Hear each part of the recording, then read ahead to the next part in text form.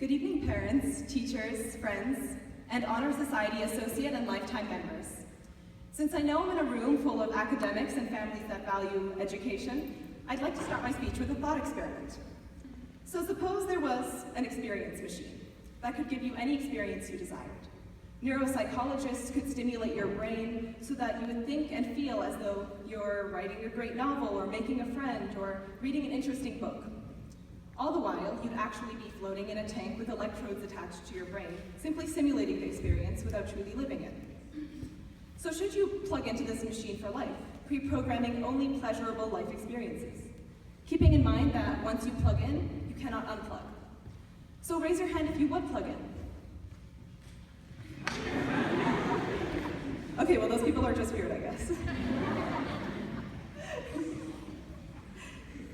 But the fact of the matter is that many of us feel as though plugging into this machine would be submitting to a life of inauthenticity. But not only that, but to plug in would simply be living in delusion.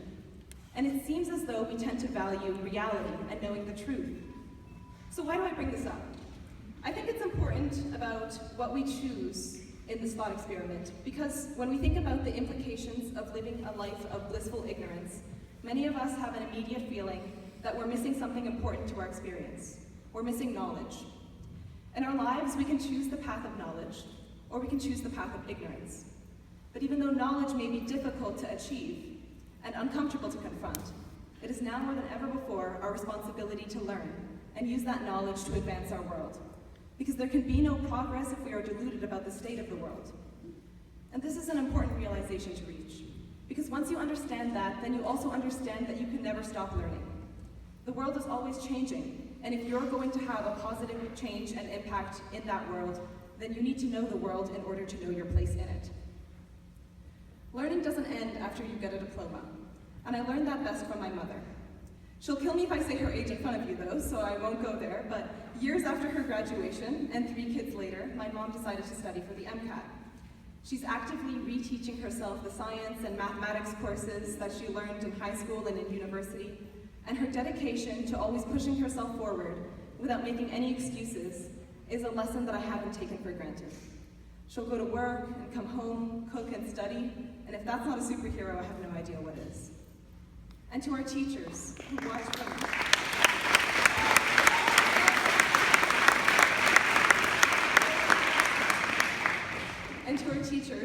from a distance, wondering how we could be so stressed all the time. Thank you for teaching us far more than any curriculum could have mandated. But although we study and work hard to strive for success, we also need to accept the fact that it will not all be successes, and not to compare yourself to the other people around you. Because the honest truth is that everyone has their own failures. We don't tend to advertise them, so it can seem like some people are living on an upward spiral, when in reality, you haven't seen what happens behind the scenes. If you think back to the thought experiment, if you lived a life without any struggle or pain, could you know success? Especially when you couldn't have that feeling of accomplishment that comes after you've struggled. I would use the cliche to believe in yourself, but in all honesty, a lot of you already know how much potential you have, even when you don't think you do. I know before a difficult exam you're thinking, listen, I'm just going to take the L and hope you turn it around in the next unit. But even after you say that, guess who's staying up until 1 a.m. working on those notes, trying to get those grades? It's you. Because when you wake up and you work hard and you study hard, sometimes you still just fail. But if you never took L's, could you ever know wins? So it's not about failures, and it's not about successes, but you need to know both to know you're learning. Over our time at Western, we've heard Mr. Poirier say countless times that it's learning time. But I've rarely stopped to consider how lucky we are to hear those words.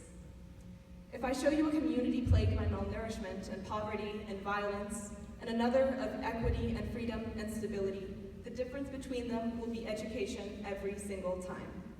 And it's only with education that we realize that the only ceilings containing our potential are the ones we build for ourselves. You have more power than you think, but again, with great power comes great responsibility.